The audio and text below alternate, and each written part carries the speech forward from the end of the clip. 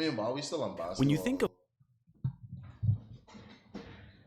All right, so we gonna look into LeBron, LeBum, the GM son, and people claiming that he might not be an NBA level player.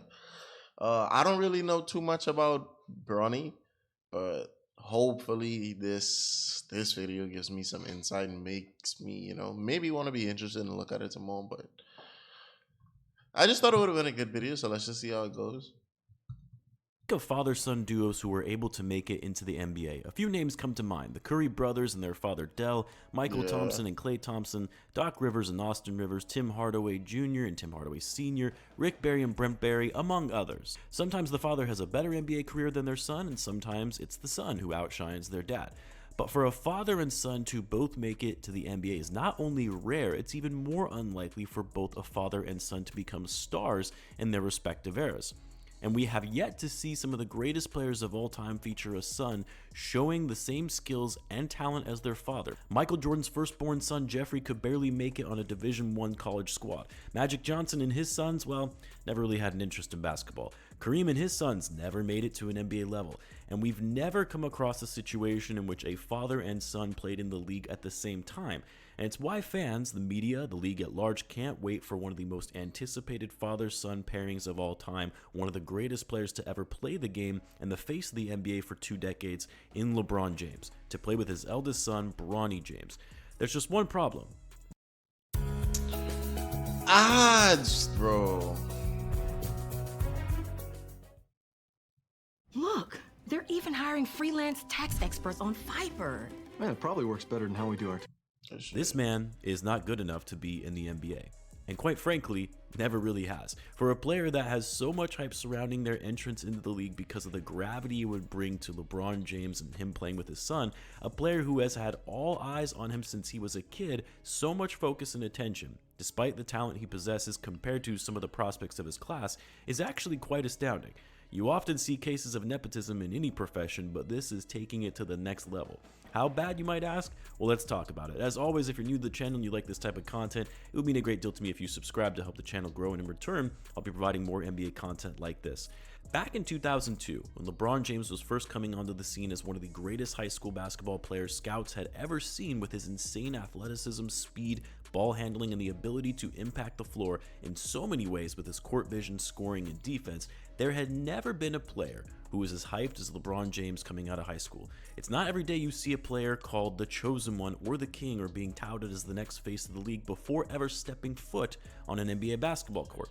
And while the hype, attention, and excitement surrounding LeBron James entering the league was sometimes seen as extreme, he was every bit worth the hype and exceeding expectations for what he would ultimately become as a player.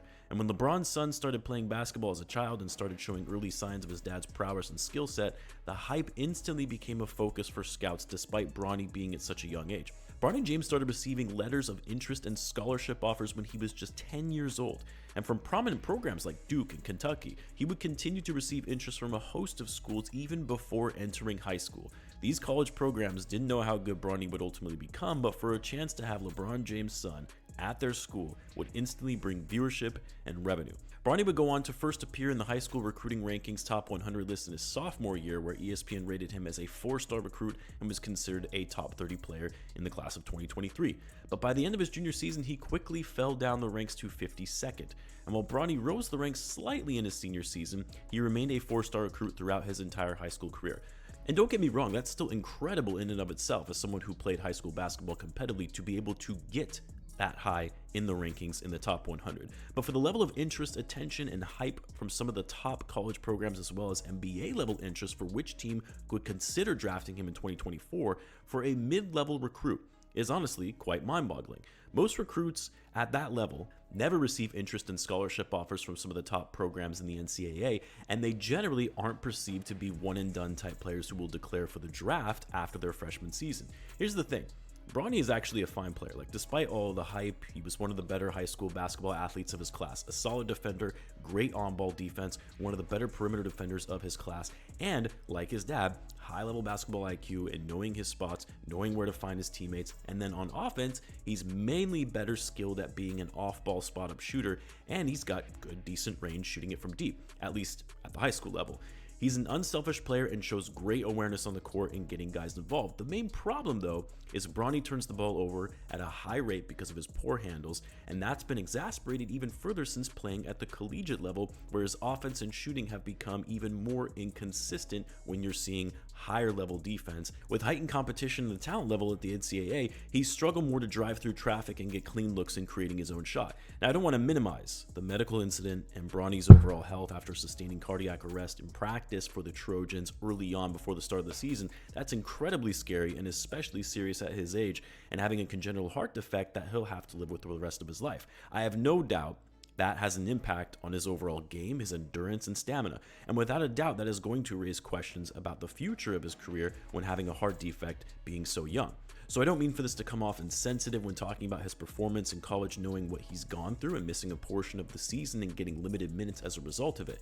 But when Bronny has been playing for the USC Trojans, a USC team that isn't very good, mind you, he really has been anything but short of underwhelming, averaging just 5.8 points per game in 20 minutes of play, shooting 35% from the floor, 27% from three, and 61% from the free throw line. Obviously, college player stats aren't going to be as efficient from what you see in the NBA, but even by college player standards, this is well below average, and again, on a bad USC team. It's not like this is one of the top teams in the country that is packed with talent, and there are too many options on offense for Bronny to really have a chance to crack the rotation. It's sad to say, but he's just not good enough. He's not good enough to really make a meaningful impact at the Division I collegiate level as a freshman. How are we supposed to believe that he's going to create an impact at the professional level? And you're seeing it now, where Bronny initially went from being projected in the early second round to the late first round in most mock draft boards in 2024 to now not even being projected to be drafted on all of the major mock draft boards from the media outlets, and in a weak draft class, mind you. But while most of these mock drafts have started leaving LeBron off their list to be drafted, it's almost a foregone conclusion that some team will be going after Bronny, whether into the second round or potentially picking him up as an undrafted player, purely for the fact that LeBron has stated on multiple occasions that he desires to play with his son.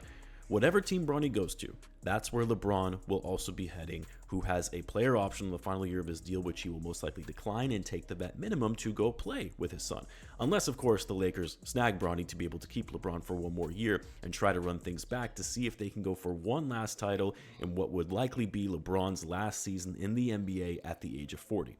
LeBron hasn't indicated that next season would be his last in the league, but he has said all he wants to do is to keep playing until his son joins the league. And because of the name, Bronny James will be able to play in the NBA despite teams otherwise having no interest in a player of his skill set if it were any other college athlete. Someone like Bronny would need to stay in. Okay, after watching this, I feel like the reason that LeBron wants to play with Bronny isn't, I mean, yeah, you want to play with your son, and yeah, it's cool and all of that.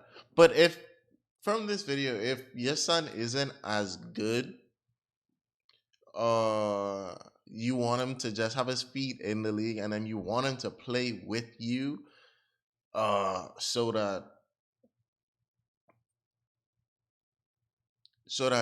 you could like micromanage or coach him to make sure he does what's needed, and so that y'all can have your own time where you could give him certain plays between y'all two to, like, let's just say cut back door. Like, you always know that if he cut back door at this time, he'll always be open. And that way you could feed him more points, because even though the team have something drawn up, y'all have something else drawn up in this play to say, hey, yeah, the coach said go this way, but cut back door because I know that this is going to happen. And you give him the ball and he scores and he ends up with a 20-point rookie season. And you could make him look better than he actually is. Or you could say, like, yeah, even though I leave in, my son is this kind of player, and I've shown you that he's this kind of player and he can stay in the NBA.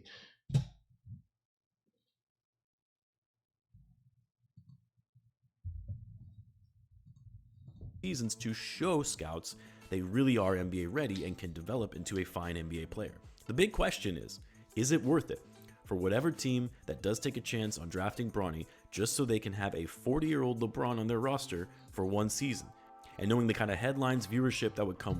Personally speaking, the only way that I would do that is if I was a team that was really close to the finals. Like if we really close to the finals, I think LeBron would give us that little push that we need to win the finals. But other than that, no, I wouldn't even waste the pick. with it for the first ever father-son duo in the league. It would garner massive amounts of media attention. The first time they step onto the court together and one of them assists to the other for a score, it will be on the top of every media outlet's highlight reel. It would make any team, small market or big market, relevant and drive a lot of revenue, but all just for one season. One season before LeBron sets off into retirement, or at least finally starts to decline in his 22nd season in the NBA, tying the record for most seasons played by a player in NBA history, by the way. Leaves the game of basketball, and then you have Bronny James, who will still garner media attention as LeBron's son, but not an NBA caliber level player that likely won't make it to his next contract in the league. Is it worth using a draft pick on Bronny? Still garner media attention as LeBron's son, but not an NBA caliber level player that likely won't make it to his next contract in the league. Is it worth using a draft pick on Bronny James, even if it's a second round pick that could have otherwise been used on an actual NBA level player? If it means one season with LeBron, some teams might say that's worth it. And I'm sure for the Lakers, who know their window to win now is so small, they just might do it to keep LeBron happy and within the organization and retire as a Laker. Let me know what you guys think though. Do you think Bronny is an NBA level talent or not? Which team do you see LeBron and Bronny playing on next season? Should Bronny in fact declare for the draft? Let me know in the comments. As always, be sure to subscribe, and I will see you guys in the next one. That was a decent video. I can't complain. Cannot complain.